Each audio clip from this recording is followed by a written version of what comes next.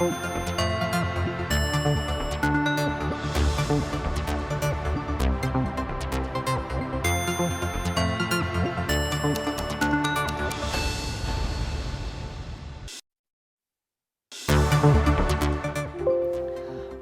ዜና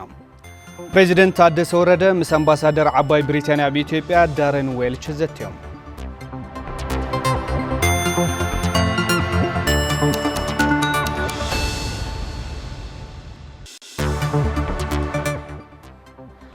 ኣብዚ ዓመት 180,000 ኩንታል ዘመናዊ ድቑዒ ናብ ትግራይ ከም ዝኣተወ ተገሊጹ።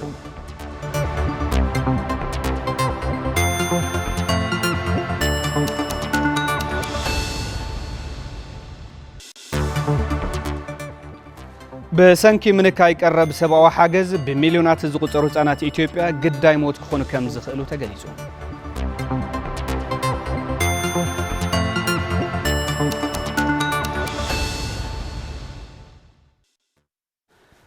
ሰላም ጥዕና ሃበልና ዝኸበርኩም ተኸታተልቲ ቴሌቪዥን ትግራይ ነሰዓት ዝሓዝናዮም ዕለታዊ ዜናታት ሒዝና ቀሪብና ኣለና። ዜናታት ሰዓት ብምራሕ ኣነ ተኽልቲ ክፍለ ብመዳይ ምልክት ቋንቋ ሰለሞን ሃይሉ ምስ መላእ ሶምያ ስቱድዮ ቴሌቪዥን ትግራይ ብምዃን ሓቢርናኩም ክነምሲና ክሳብ መወዳእታ ምሳና ፀኒሕኩም ክትከታተሉ ድማ ዕድመና እዩ። ፈለማ ግን ሓፀርቲ ዜናታት እዚ ዕለት ብመሰራሕትና ልዋም ገብረ ኺዳን ክቐርብ ሓቢርና ንከታተል።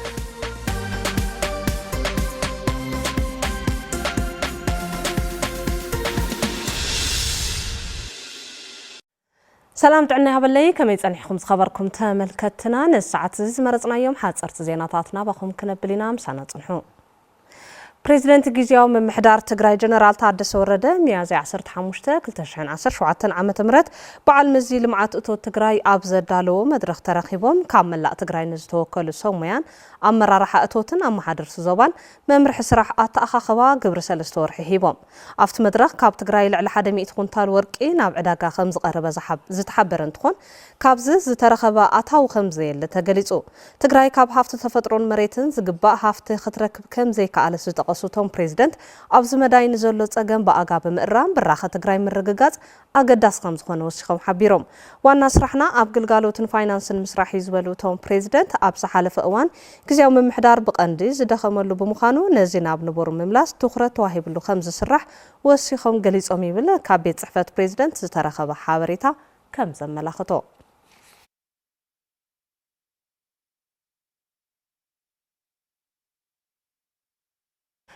ፕሬዝደንት ጊዜያዊ ምምሕዳር ትግራይ ሌተናል ጀነራል ታደሰ ወረደ ኣብ ኢትዮጵያ ሓላፊ ዩኤንኤች ፓውል ሄድሌይ 15 ሚያዝያ 2017 ዓመተ ምህረት ኣብ ምቕራብ ሰብኣዊ ሓገዝን ምምላስ ተመዛበልትን ኣመልኪቶም ዘትዮም። ፕሬዝደንት ጊዜያዊ ምምሕዳር ትግራይ ታደሰ ወረደ ካብ ዞባ ምዕራብን ካልኦት ከባቢታት ትግራይ ተፈናቒሎም ኣብ ሱዳን ይኹን መላእ ትግራይ ዝርከቡ ተመዛበልቲ ናብ መረበቶም ናይ ምምላስ ጉዳይ ቀዳምነት ዝወሃቦ ዕማም ጊዜያዊ ምምሕዳር መንግስቲ ፌደራልን ምዃኑ ኣብሪሆም። እቶም ፕሬዝደንት ብተወሳኺ ከም ዩኤንኤች ዝበሉ ዓለም ለኻውያን ትካላት ብዘላቕነት ተመዛበልቲ ኣብ ምሕጋዝን እግሪ ክተኽሉ ኣብ ምግባርን ክሕግዙ እውን ፀዊዖም። ሚስተር ፓውል ሄድሌይ ብወገኖም ትግራይ ቀንዲ ትኹረት ገበርቲ ሰናይ ማሕበረሰብ ምዃና ብምግላጽ ብፍላይ ህልው ኩነታት ተመዛበልቲ ከም ዘሻቐሎም ገሊጾም። ኣብ ትግራይ ብፍላይ ድማ ኣብ ተመዛበልቲ ዘሎ ኩነታት ሰብኣዊ ሓገዝ ከምኡ ድማ ናብ መረበቶም ምስ ተመለሱ ብኸመይ ክጣየሹ ከም ዘለዎም ንምምካር ከም ዝመፁ እቶም ሓላፊ ሓቢሮም። ብተወሳኺ እቶም ሓላፊ ዩኤን ኦቻ ኣብዚ ዓመት ኣብ ኢትዮጵያ ንዝህሉ ሰብኣዊ ሓገዝ ድጋፍ ዝውዕል $1 ቢልዮን ዝተመደበ እንትኾን ኣብ ዝሓለፈ ዓመት ካብ ዝነበረ በጀት ብልዕሊ $800 ሚልዮን ዝቐነሰ ኢሎም። ካብዚ በጀት ድማ ኣብ ትግራይ ንዝግበር ሓገዝ ቀዳምነት ሂብካ ክስራሕ ከም ዝግብኦ ሓቢሮም ንቤት ጽሕፈት ፕሬዝደንት ፀሪሑ ሃፍታይ ባህረ ከም ፀብፅቦ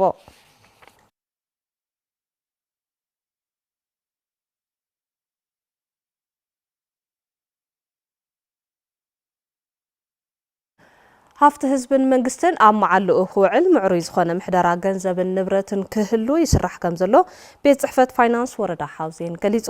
ኣብ ስርዓት ምሕደራ ሒሳብ ገንዘብን ንብረትን ዘለው ፀገማት ብምፍላይ ዝሐሸ ምሕደራ ሃፍቲ ህዝብን መንግስትን ክህሉ ይስራሓሉ ኢሉ ቤት ጽሕፈት ፋይናንስ ወረዳ ሓውዜን ኣብ ማሕደርትን ማሕበር ፋይናንስን 23 ጣብያታት እታ ወረዳ ዝተሳተፍሉ መድረኽ ኣብ ስርዓት ምሕደራን ኣጠቓቕማ በጀት ስርዓት ኣተሓሕዛን ምሕደራ ሰነዳት ገንዘብን ንብረትን ዝጥምቱ ዛዕባታት ምሕዳራት ብኽኢላት ትልምን በጀትን መበገስ ጽሑፍ ቀሪቡ ምስ ተዛተፍቲ ዘተ ተገይርሎም እዩ ኣብ ኣጠቓቕማ በጀትን ንብረትን ምዕሩይ ዘይምዃን ሃፍቲ ህዝብን መንግስትን ኣብ መዓልኡ ክውዕል ክትትልን ቁፅጥርን ዘይምግባርን ቀንዲ ጸገማት ምዃኖም ኣብቲ መድረኽ ቀሪቡ እዩ ሓላፊ ቤት ጽሕፈት ትልምን ምምሕዳር ፋይናንስን ወረዳ ሓውዜን ኣይተ ዓንዶም ገብረ ዮሃንስ ሃፍቲ ህዝብን መንግስትን በቲ መምርሒ መሰረት ኣብ መዓልኡ ክውዕልን ምዕሩይ ዝኾነ ምሕደራት ሰነድ ገንዘብን ንብረት ንኽህሉ ብቐጻልነት ክስራሕ ኢሎም ርክብ ህዝቢ ወረዳ ሓውዜን ከም ጸብጸቦ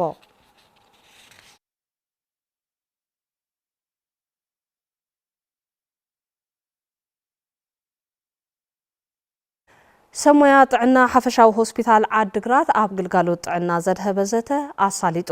ኣብቲ መድረኽ ዝተሳተፉ ሰሞያ ጥዕና ሓፈሻዊ ሆስፒታል ዓድግራት ኣብ ኣፍልጦ ኣብ መኸተ ዝተሰርሐ መዘና ዘይብሉ ታሪኽ ቋሚ መንበሪ ንሰሞያ ጥዕና ክፍሊት ውዝፍ ማህያን ትርፊ ሰዓትን ነጻ ሕክምና ንሰሞያን ስድሮኦምን ዝብሉ ሕቶታት ኣቕሪቦም እዮም ኣብቲ መድረኽ ዝተረኸቡ ፕሬዚደንት ማሕበር ሰሞያ ጥዕና ትግራይ ዶክተር ፍስሓ ሸብር ኣብ ምጥንኻር ማሕበር ሰሞያ ጥዕናን ኣብ ዳግመ ህንጸትን ሕውየትን እናሰራሕና ንርከብ ኢሎም ርክብ ህዝቢ ከተማ ዓድግራት ከም ዝጸብጸቦ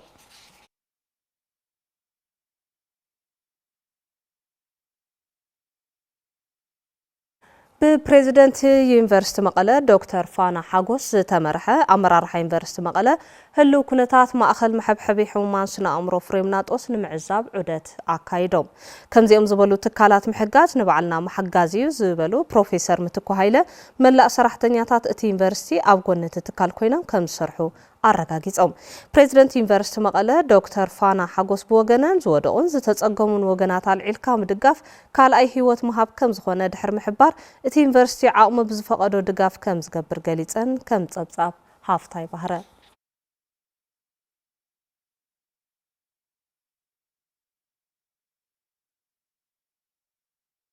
ካብ ወርሒ ጉንበት ጀሚሩ ዝተቋረጸ ሰብኣዊ ሓገዝ ብድርቅን ኩናትን ተዛቢዑ ዘሎ ቁጠባ ኢትዮጵያ ተወሳኺ ሓደጋ ምዃኑ ፕሮግራም ምግቢ ዓለም ኣፍሊጡ እቲ ውሳነ ብሚልዮናት ዝቑጸሩ ህጻናት ንሓደጋ ዘቃልዕ ምዃኑ ዘፍለጡ ወኪል ፕሮግራም ምግቢ ዓለም ኣብ ኢትዮጵያ ዝላታን ሞሊሲክ ማሕበረሰብ ዓለም ኣብ ባይታ ዘሎ ሓደጋ ክምርምሮ ጸዊዖም ብደረጃ ኢትዮጵያ ንልዕሊ 650,000 ህጻናትን መጥበውትን ክወሃቡ ዝጸንሑ ሃነጽቲ ምግብታት ካብ ወርሒ ጉንበት ጀሚሩ ከም ዘቋርጽ ዘፍለጠት መግለጺ ኣብ ማዕቆብ ዝርከቡ ተመዛበልቲ ዝገደደ ማህሰይቲ ከይበጽሖም ዘለዎ ስጋት ዕላው ምግባሩ አልጀዚራ ጸብጺቡ ንኽልተ ዓመታት ኣብ ትግራይ ዝተኻየደ ኩናት ንብዙሓት ተጸበይቲ ሓገዝ ከም ዝገበረ ዘዘኻኸረ ጸብጻብ ፕሮግራም ምግቢ ዓለም ኣብ ኦሮሚያን ኣምሓራን ዝካየድ ዘሎ ውግእ ድማ ቁጽሪ ተሓገዝቲ ክውስኽ ይግድድ ምህላው ቢቢሲ ጸሪሑ ገብረ እግዚአብሔር ኃይሉ ከም ጸብጸቦ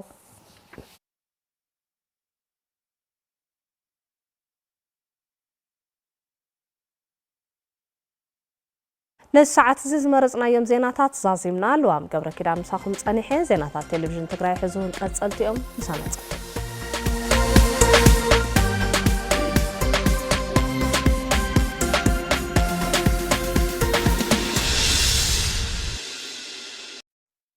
حصرتي زيناتات مكتل صنيحنا زخبركم تملكتنا حزدما بزرزر ናብ ንሪኦም ጸብጻባት ዝዕለት ክንሰገር ዝተመዛበሉ ወገናትና መረበቶም ንምምላስን ግዛታዊ ሓድነት ትግራይ ንምውሓስን በሰላማዊ መንገዲ ከም ዝስራሕ ፕሬዚደንት ግዚያዊ ምምሕዳር ትግራይ ታደሰ ወረደ ገሊጾም ፕሬዚደንት ታደሰ ነዚ ዝበሉ ሚያዝያ 15 2017 ዓመተ ምህረት ምስ ኣምባሳደር ዓባይ ብሪታንያ በኢትዮጵያ ዳረን ዌልች ኣብ እዋናዊ ጉዳያት ተድሂቦም ኣብ ዘካየድዎ ዘተ እዩ መራው ተስፋይ ከም ስዕብ ዳልይወሎ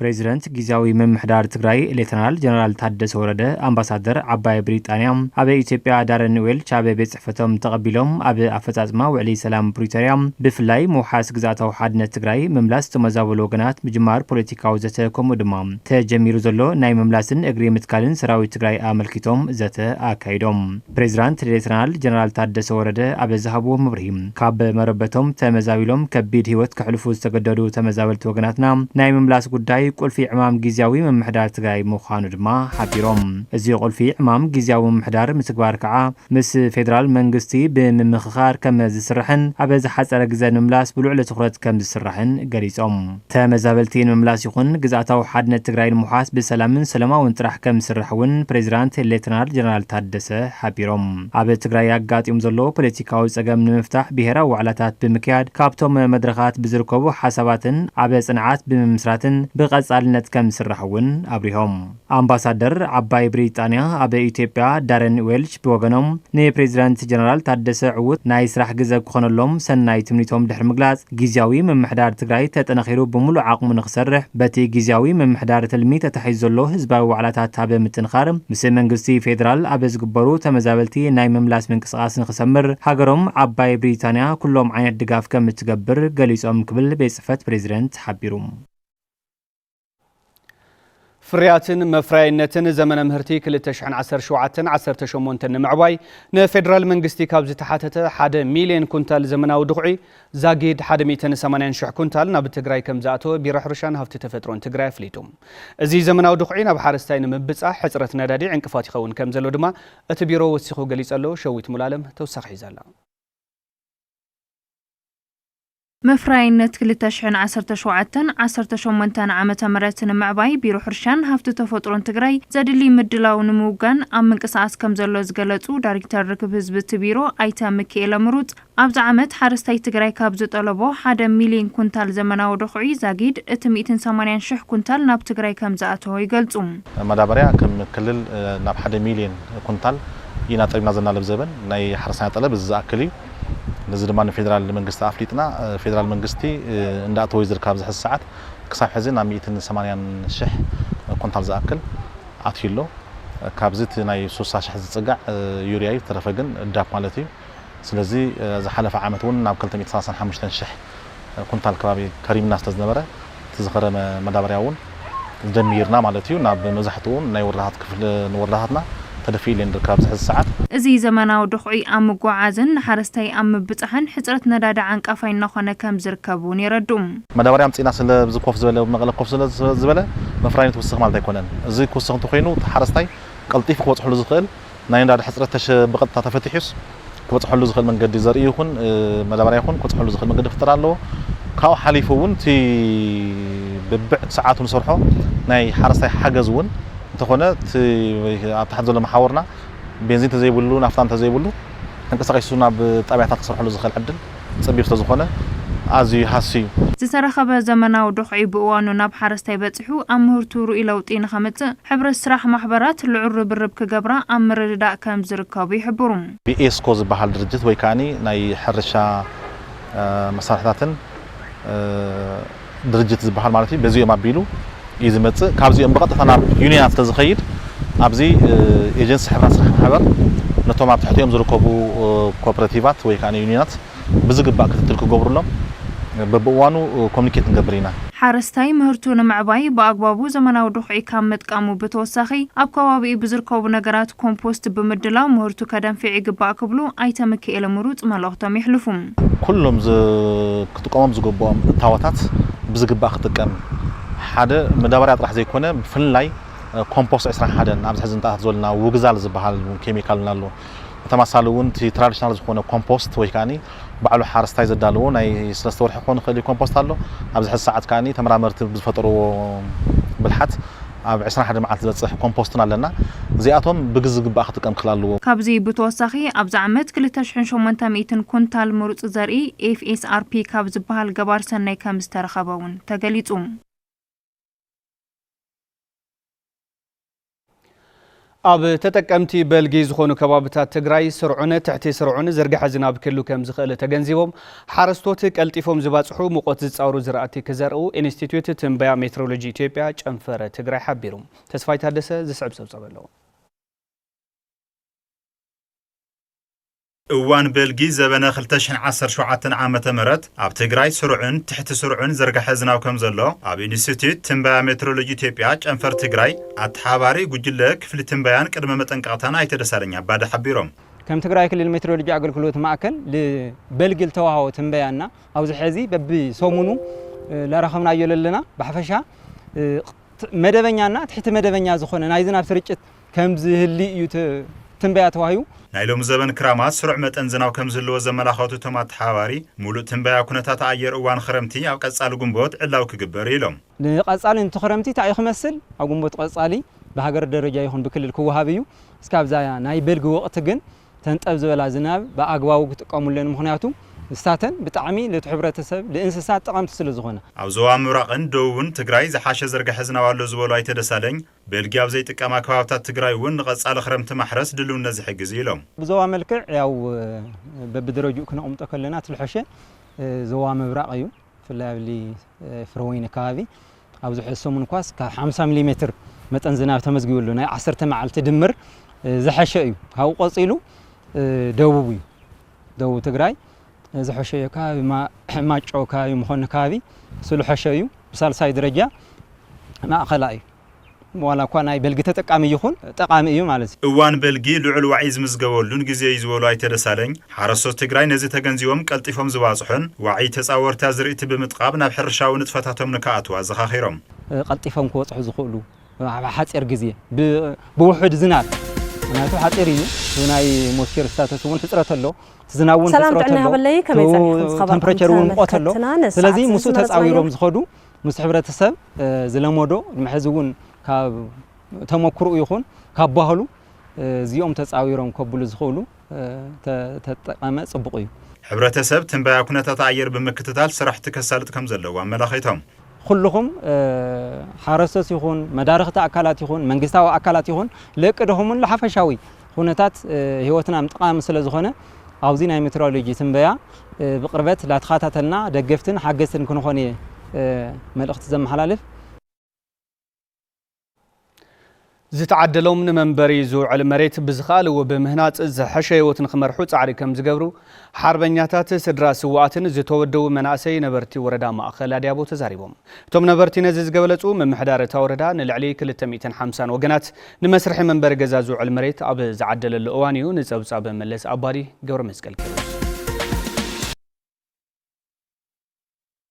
من محدار وردا مأخلا ديابو أبا كتما عد هاقراي 144 سدرا سوعات حربنياتاتن زركبوهم أبا 10 محبراتن زتودبو كل 156 من عسين ممرانن نمنبر زوع المريت عديلو تتكمت تعدل زخونو سدرا سوعاتن حربنياتاتن أبزها ورئيتهم زتوهم مريت من تهلاو هزبو من مريتهم انكو هيوتهم زقبر جيغانو سوعاتن تقالستن كبر زحابا كم زخونة يزاربو احنا دقنا دارقا يتسوقو خنزقرهم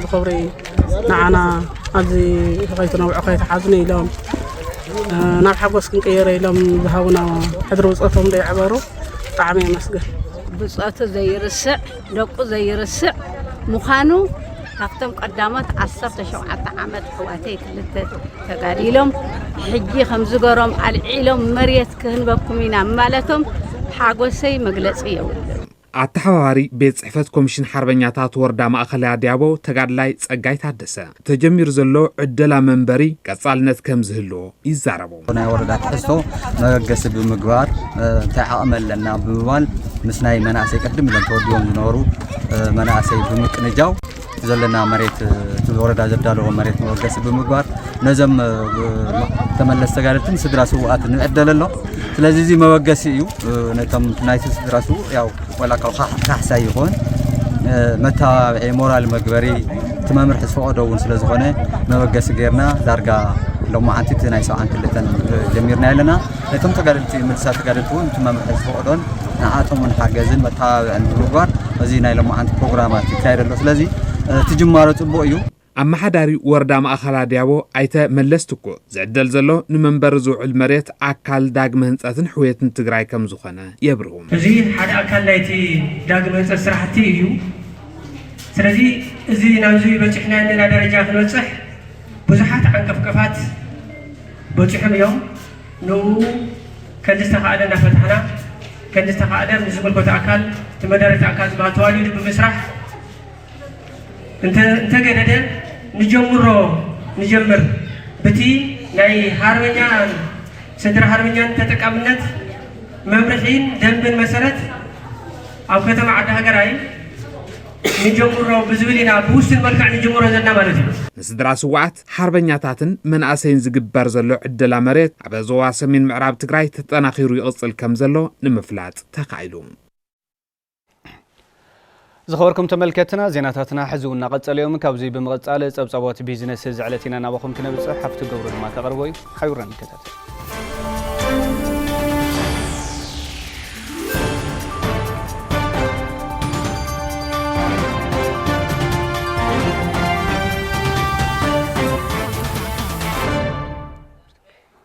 يمسجن أتخلتي سلام طعنها باللي زخوركم تملكتنا نزعل الزحرنا يوم زينات بيزنس حيزة قريبة لكم مكتتالكم عديم فلمام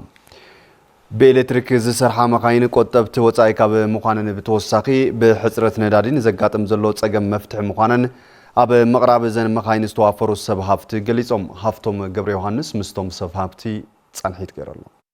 هاجرات مسبخلت كاباير صعبوم زمصو حدغاتن حصرت ندادي زسعبو قطبا قلولاون تزامت ጉዳያት አብ ግምት በመታውን ናብ ኤሌክትሪክ ተጠቀምቲ ማሽነሪታትን ቴክኖሎጂታትን የዘንብላ ምህላውን ብዝተፋለ አጋጣምታት እናተገለጸ ብፍላይ ከመዓድና ዝበላ በነዳዲ ዝፍተና ሃገራት ኃይል ኤሌክትሪክ ካብ ብዙሕ ኪሳራታት ከም ዘድሕነን ዝስሓት አይኮነን አብ ትግራይ ልዑል ጠለብ ነዳዲ ካብ ዝጠልቡ ተሽከርከርተን ተኾና ነዚ ክትካት ትጽብ ዝግበረለን መኻይን ኤሌክትሪክ ተጠላብነተን ይውስኽ ምህላው አብ ትካል መሸጠ መኻይን ዘመን ሞተርስ በመሸጣት ሰርሕ سلام كيروس تزارب قدم لي الشيء سقات نيرو مجمرك مساك الله كابي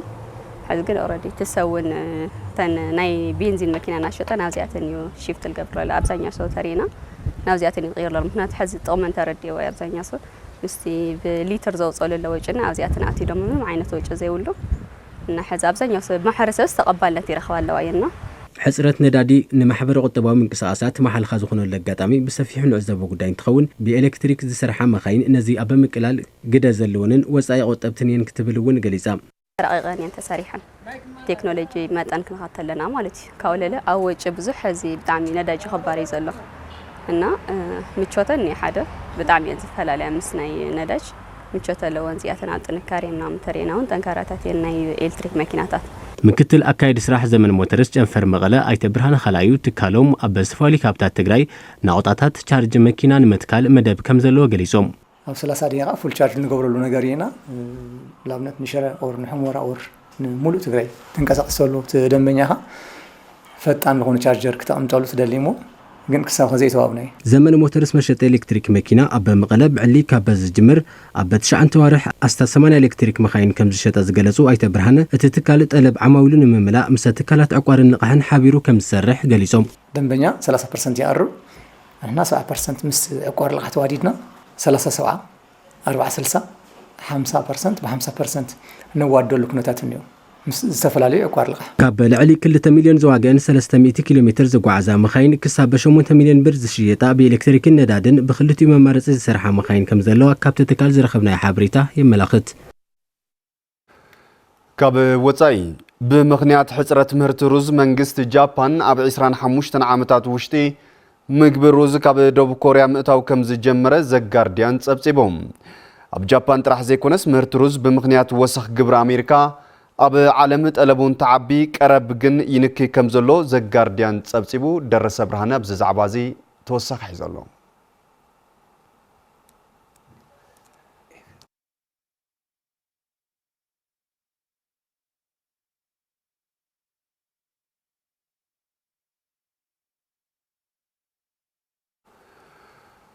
ናብ ዝቕጽል ዜና እንትሰግር ወሰኽ ግብሪ ንዓለም ብኩለ መዳይ ናብ ሓዱሽ ምዕራፍ ጂኦፖለቲካዊ ሓደጋ ክመርሕ ከም ዝኽእል ላዕለዋይ በዓል ሞያ ቁጠባ ዓለም ለኸ ትካል ገንዘብን ልቓሕን የተሓሳስብ ካብ እዋን ምምራጽ ፕሬዚደንት ትራምፕ ዝፈለመ ኩናት ግብሪ ኣብ ልዕሊ ሃገራት ዓለም ብሄራዊ ቁጠባዊ ምንጋዕ ይጋጥም ከም ዘሎን ከምዚ ኢሉ እንተቐጺሉ ድማ ዓለም ናብ ሓዱሽ ለውጢ ጂኦፖለቲካዊ ክትመጽእ ከም ዝገብር ጸብጻብ ዓለም ለኸ ትካል ገንዘብን ልቓሕን የመላኽት فلما منجست أمريكا أب هاجرات كندا، تشاينا، مكسيكو كم ون أب استفلالي مهرتات كالوت هاجرات يغسل زلو كينات جبري ملاش نمهاب نبكبير أجمعية وم كم زلو ون تكال جنزم اللقحني ردم أب زحلفو سلستا وارح وسخ جبر صعبو يقاتم زلو من نقع نقدن تغسلو علم بخلتنا تشمون تميتا وكتعب يا زبل التلمي تفص منت كلو كم زي خلص سبب مويا سنة قطبا يتنبيو كم سبب مسارحتنا درس برهانم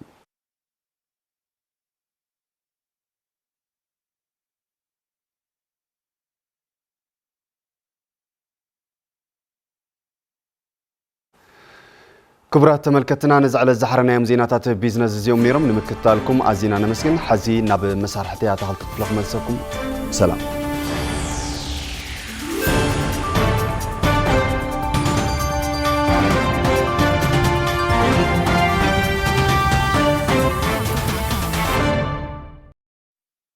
يغنيلنا هفتو تصبصبات بيزنس تخاتاتيلنا تمليسنا زخبركم تملكتنا على توزيناتاتنا نمززام زغارينا تصبصبات سبورت زعلتيو تصبصبات سبورت وش تعدن وصان دما بمسارحتنا حبن كحساي كقرب حزون صانحتكم سنه مس تلفزيون تግራይ ይኹን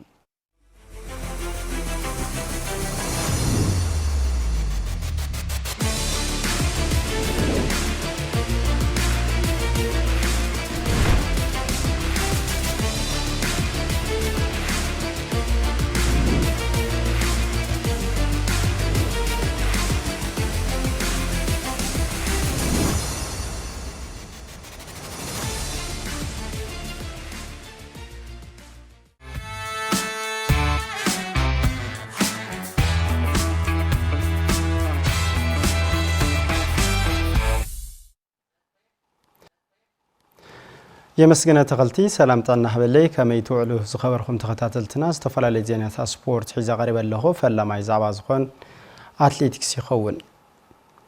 اتليتكس تግራይ كعبي اب سجنات مسرت غير 5 راح كم زد اللي تغليصلهم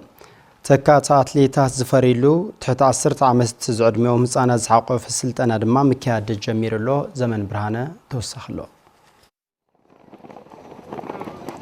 أملوك أدمي بركي هذا يوحنسن بيت مرتي محورسة يونيفرسيتي مقلن بولزات أتليتات نمفراي كبكل علم شوعتك 7 تسترنفو تمهارو اتن أبيات تمرتي أبو صومن 3 جيل سلطنة أتلتيكس يوصل اللهم بتعمين لسلطنة السن 3 سولس حمص قدا صبغي بتعمين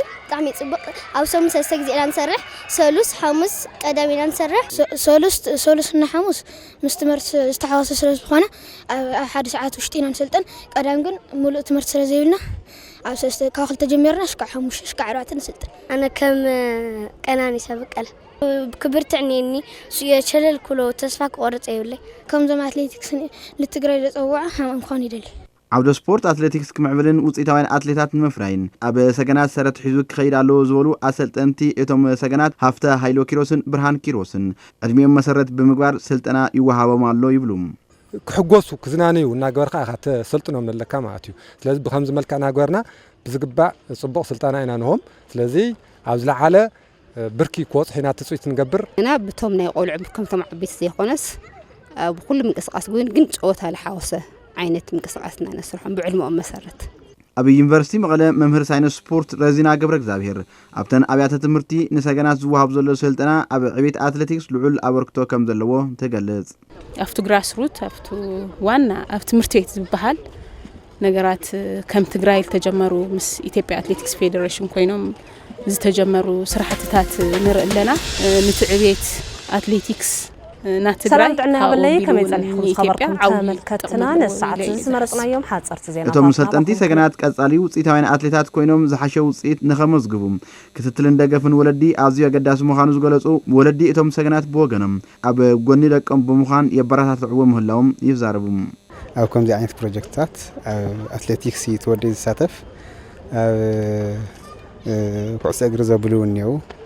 በቃ ብናይ ባዕሎም ታለንት እዚኦም ቆልዑ ስለ ዝኾኑ تخصصيهم زعوي إياه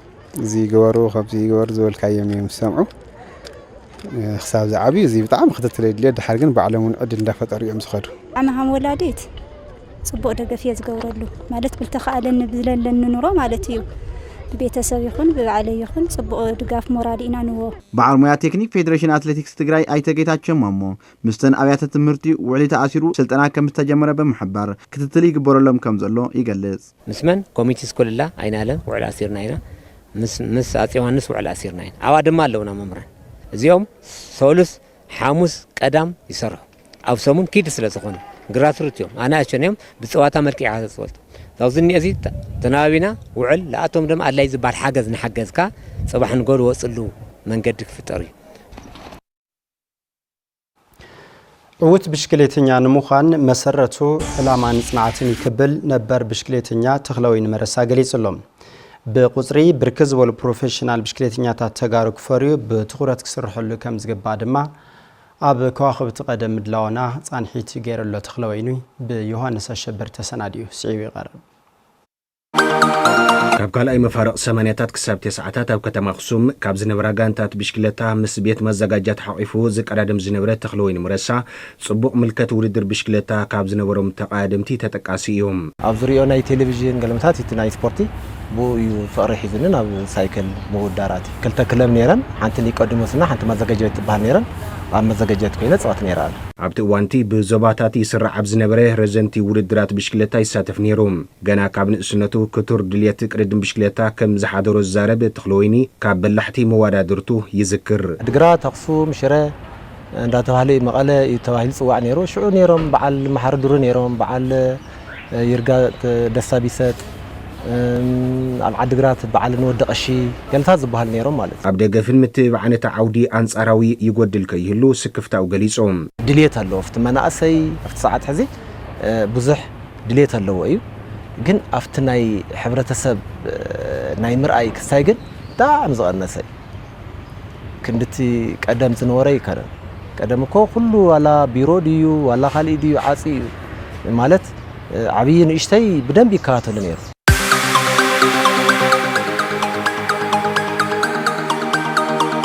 ደገፍትኻ ክትብል ከዓኒ ዘይንገብሮ ነገር ኣይነበረን ኣብቲ ሰዓት ንሱ ማለት ወለዲ ንደቆም ተውህቦኦም ኣለልዮም ኣብ ዝጥዕሞም ዓውደ ስፖርት ከሳትፍዎም ከም ዝግባእን ካብኡ ሓሊፉ ስፖርተኛታት ራእን ዕላማን ስኢሎም ንጥፈታቶም ክሕይሉ ኣገንዚቦም ብሉፅ ክትኸውን ተኮይንካ ንዓላማ ክትኸውን ኣለካ ኣነ ኣብዚ ከተማ ዝተፃዊተ ጽባሕ ከምቶም ካልኦት ከምቶም ኣለዉ ዝበሃሉ ተጋሩ ኣብ ዓለም ከይዶም ዝወዳደሩ ዘሎ ታኦም ንላዕሊ ኮይኖም ክጻወት ኮይኖም በቃ ድልየት ክህልለዎ ሓቦ ክህልለዎ በቃ ኒ ሓቦ ሃልዮ ኣነ እዚ ጽባሕ ክቀየረለኒ ክብል ኣለዎ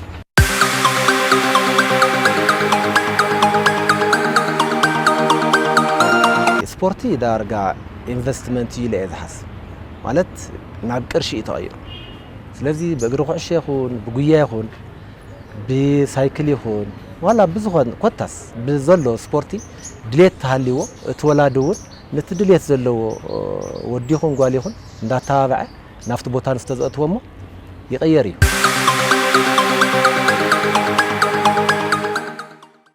خبرات ተመልከትና ዜናታት ስፖርት ቴሌቪዥን ትግራይ በቀጥታ ምክታተል ጸኒሕኩም ሰናይ ምክታተልኩም መስኪና ብሩኽ ግዜ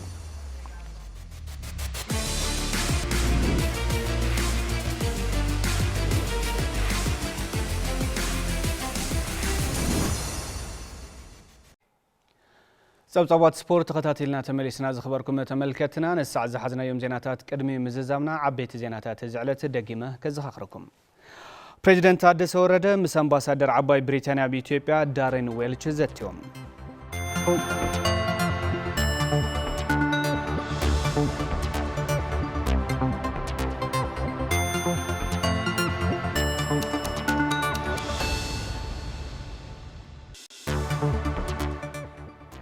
ኣብዚ ዓመት 180,000 ኩንታል ዘመናዊ ድቑዒ ናብ ትግራይ ከም ዝኣተወ ተገሊጹ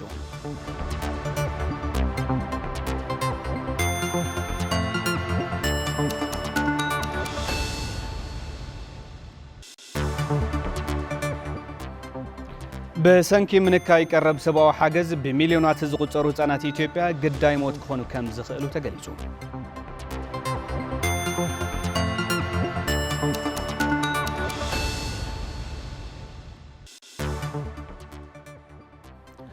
ዝኸበርኩም ተመልከትና ሓጸርትን ዝርዝር ዜናታትን ከም ድማ ጸብጻባት ቢዝነስን ስፖርትን ዝሓዘ ዕለታዊ ዜናታትና ኣብ ዝዛዚምና ቴሌቪዥን ትግራይ መሪጽኩም ስለትከታተሉ ክብረት ያበልና በብዘለኹሞ ሰናይ ግዜ